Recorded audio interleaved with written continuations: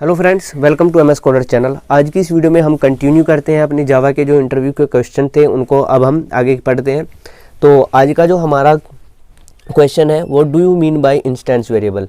Interview के अंदर इस तरह का क्वेश्चन पूछ लिया जाता है कि इंस्टेंस वेरिएबल क्या होता है। तो इंस्टेंस वेरिएबल एक ऐसा वेरिएबल होता है जो किसी क्लास की बॉडी के अंदर डिक्लेयर किया जाता है लेकिन मेथड और कंस्ट्रक्टर से बाहर होता है। तो इसका ये हमने यहाँ पर लिखा हुआ है, instance variables are declared in a class but outside a method constructor और एनी ब्लॉक। तो यहाँ पर हमने इसका एक एग्जांपल भी लिया हुआ है। देखिए यहाँ पर ए नाम का एक क्लास है और यहाँ पर हमने एक वेरिएबल डिक्लेयर किया है क्लास की बॉडी के अंदर, और आप देख सकते हो कि ये जो वेरिएबल है किसी भी ब्लॉक या कंस्ट्रक्टर के अंदर नहीं है, तो इसको बोलेंगे हम इंस्टेंस वेरिएबल। चलिए नेक्स्ट क्वेश्चन पढ़ते हैं। नेक्स्ट क्वेश्चन है यहाँ पर, व्हाट इज जिट कंपाइलर। जिट कंपाइलर क्या होता है? तो पहले मैं आपको बता दूं कि जो JIT है इसकी फुल फॉर्म होती है जस्ट इन टाइम, और ये कंपाइलर होता है जो JRE का एक पार्ट होता है, एक हिस्सा होता है। इसका काम क्या होता है कि जो एप्लीकेशन की जो परफॉर्मेंस होती है उसको इंक्रीज़ कर देता है, यानी कि जो JVM सॉफ्टवेयर है उसकी परफॉर्मेंस को इंक्रीज़ कर देता है, बढ़ा देता है। तो the just in time compiler is an essential part of the JRE। ये JRE का एक पार्ट होता है, एक हिस्सा होता है। That is responsible for performance of Java based application at run time. जो जावा के एप्लीकेशन होते हैं उनकी परफॉर्मेंस को क्या करता है, ये इंक्रीज़ करता है रन टाइम पर। नेक्स्ट यहाँ पर जो इम्पोर्टेंट क्वेश्चन पूछा जाता है जावा के अंदर और आपको नॉलेज भी होनी चाहिए, बहुत ही बेसिक और इम्पोर्टेंट क्वेश्चन है, difference between equal method and equal operator. यहाँ पर इसको हम मेथड बोलेंगे इक्वल मेथड, और इसको बोलेंगे हम इक्वल का ऑपरेटर। इनके बीच में क्या डिफरेंस होता है? तो इसमें देखिए जो डिफरेंस है, ये जो इक्वल मेथड होता है ये दो ऑब्जेक्ट के अंदर जो कंटेंट रखा हुआ होता है, वैल्यूज़ रखी होती है, उनको कंपेयर करता है इक्वल मेथड। और जो ऑपरेटर होता है, ये इक्वल ऑपरेटर होता है, ये क्या करता है, ऑब्जेक्ट के जो रेफरेंस होते हैं, लोकेशन होते हैं, उनको कंपेयर करता है।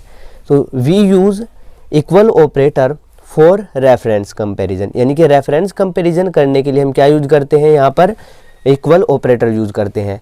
And equals method for content comparison, और जो इक्वल मेथड होता है वो कंटेंट को कंपेयर करने के लिए यूज किया जाता है। तो इस क्वेश्चन को बड़े ही ध्यान से देखिएगा और इसका प्रैक्टिकल करके भी देखिएगा।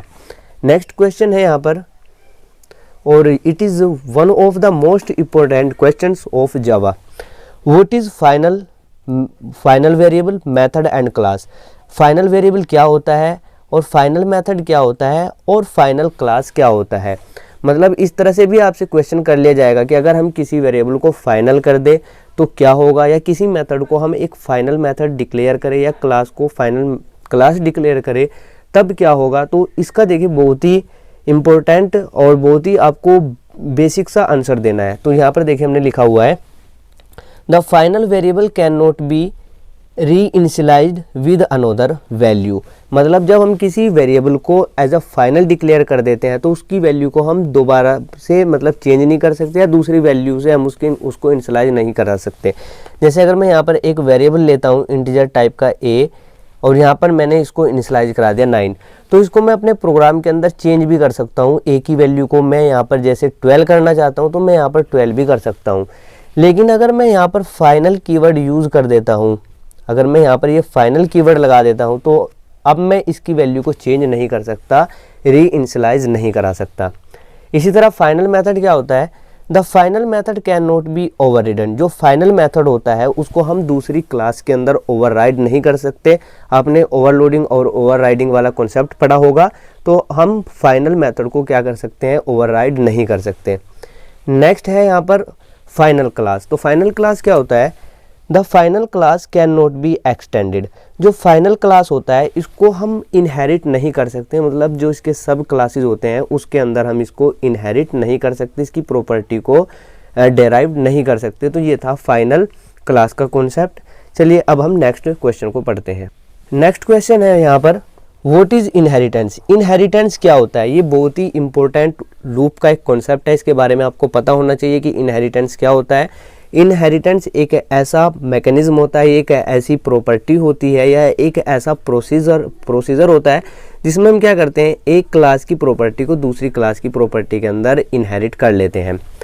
Inheritance is a concept that acquire the properties from one class to another class. मतलब इनहेरिटेंस की हेल्प से हम क्या करते हैं, एक क्लास के मेथड को दूसरी क्लास के अंदर क्या कर सकते हैं, इनहेरिट कर सकते हैं। जैसे सपोज कीजिए मेरे पास एक क्लास है यहाँ पर ए नाम की, ये इसकी बॉडी है और इसके अंदर कोई यहाँ पर मेथड रखे हुए हैं। अगर मैं इसके मेथड को यूज़ करना चाहता हूँ क्लास ए के, तो मैं एक क्लास दूसरी क्लास बनाऊंगा और उस क्लास के अंदर इसको क्या कर लूँगा, इनहेरिट कर लूँगा। यही हमारा क्या होता है, इनहेरिटेंस होता है। तो आज की इस वीडियो में सिर्फ इतना ही रखते हैं। नेक्स्ट वीडियो में जो आगे के क्वेश्चन आप देख सकते हो यहाँ पर हमने कवर किए हुए हैं, इन सभी को 1 बाय 1 हम कंप्लीट करेंगे और आप इनका जो मैं आपको क्वेश्चन दे रहा हूँ इनकी प्रैक्टिस कर लीजिएगा। जब तक के जय हिंद।